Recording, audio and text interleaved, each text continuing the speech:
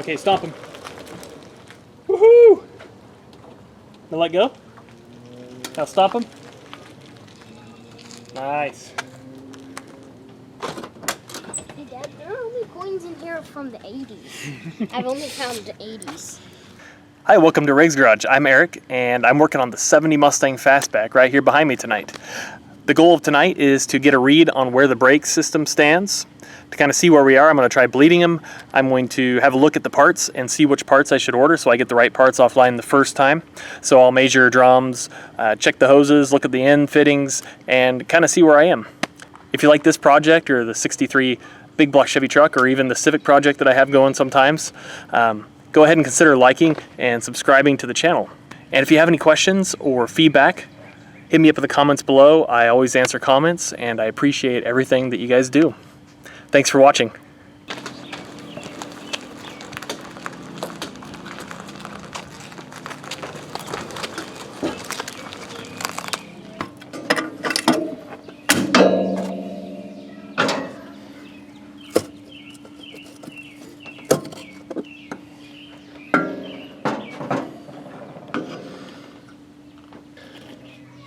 That's a fairly dry master cylinder. I'm going to go ahead and fill it up with fresh brake fluid.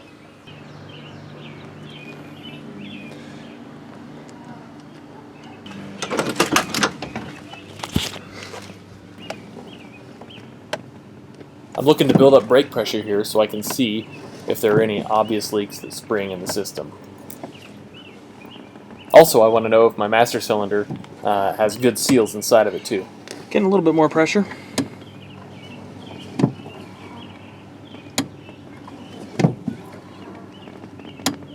That's nice.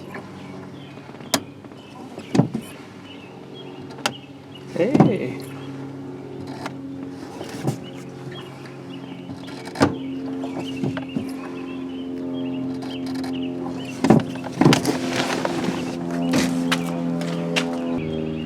The initial brake pumping took a bunch of the fluid away, which is good. It's putting it in the system. I'm going to go start looking around the corners to see if it's dumping out anywhere.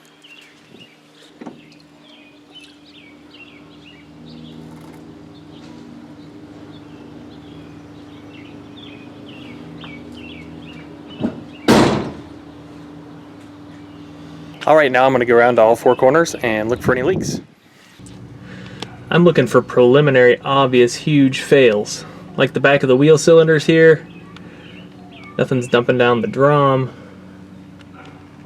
See the back of the drum. I don't see any ruptured rubber lines. I'm following the line right up and over the rear end here.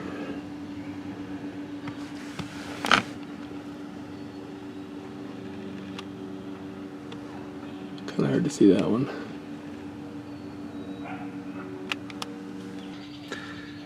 Looking at junctions between rubber and metal. Dry. Back of the front passenger drum. Dry. Also, I'm noting these parts because I'm going to replace all the rubber parts. Here is the driver's side. Nice and dry. Nice and dry.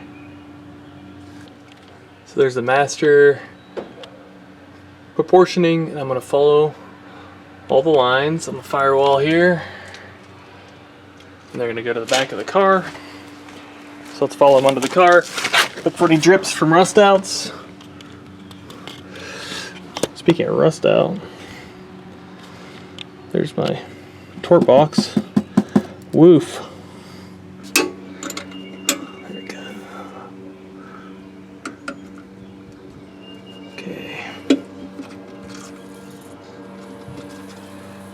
Sweet. There's pressure in there for me pumping the pedal. Always good news. Let's pull a bunch out.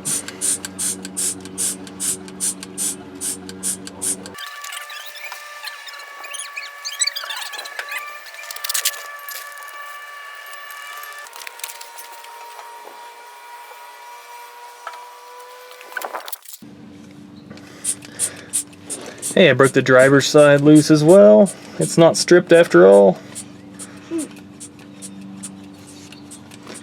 gonna go check the fluid level at the front.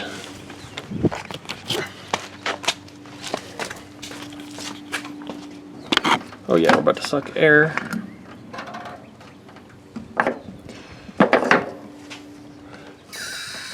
No! Dang it, it sucked air.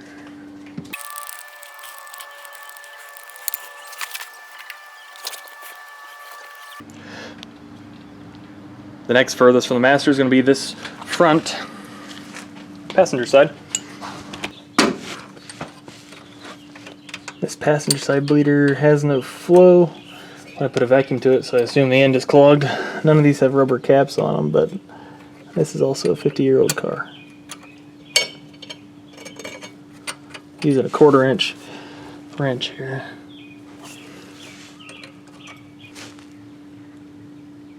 Ooh.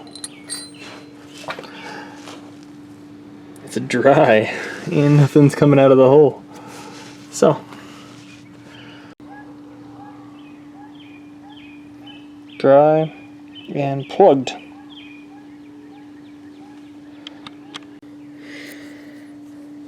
Grab a tiny drill bit and I just hand cleared this bleeder out. I'll put some air to it to blast any junk out of this end.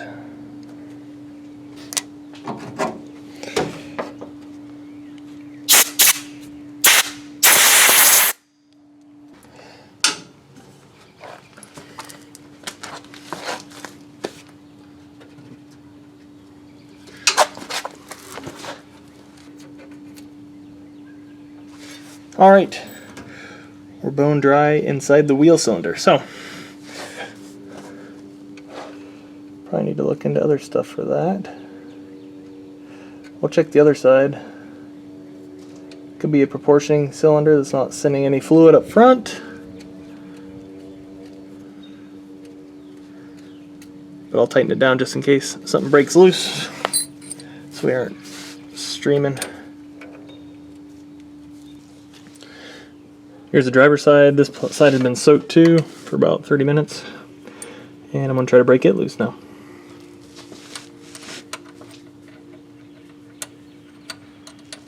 This bleeder turned out to be rusted pretty solid, so I'm letting it soak overnight.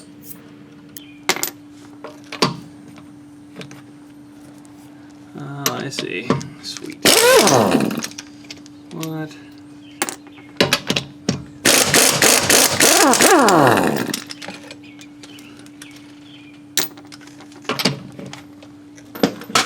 A key. We need a key. I wonder if there is one.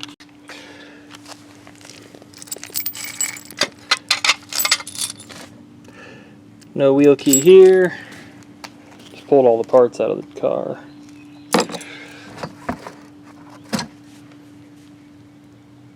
Went through all the bags, the boxes.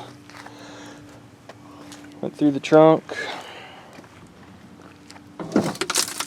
Oof.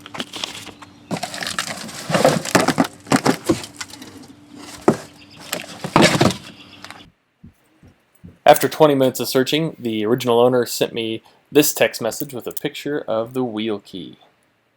Thanks, Dave. I'm going to go on. 3 out of the 4 wheels have a special keyed lug nut, but this rear one doesn't, so I'm just going to pull the wheel off and kind of see what we have to deal with.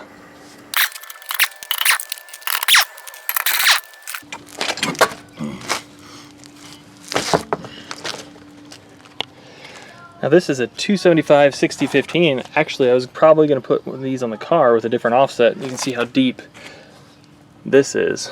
So let's flip it around and mock it up and see what it looks like with a shallower offset.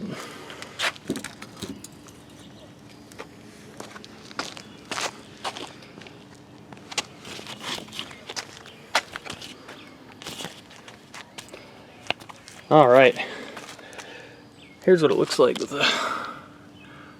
an offset that'll probably tuck that tire better.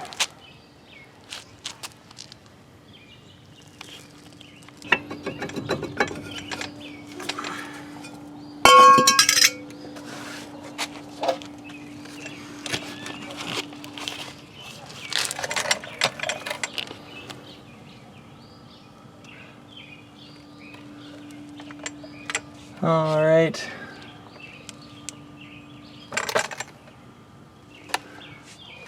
Well, it's all in there.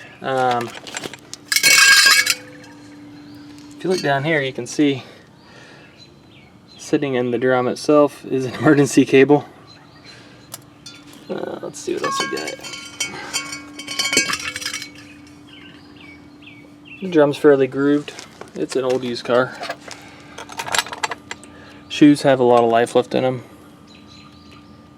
So I think I'll just clean this. We'll go from there. That said, this drum looks okay. I'm probably going to run it as it sits unless that wheel cylinder leaks on me. Okay, stomp him. Woohoo! Now let go. Now stop him. Nice. Alright, that's cool. Now I have enough brakes that I can at least yard drive this thing once I get the engine running. So, next week I have a couple days off work and I'm going to slam the rest of that engine together and try to get that ready to go into the car. So I can at least use these yard brakes. I might only have 2 rears, I can't tell yet. I need to go get the key from the original owner, who's across town about 40 minutes away, and we're under quarantine too, so we're not supposed to be spreading the coronavirus, COVID-19 stuff. So that's neat. Probably have him leave that on the porch.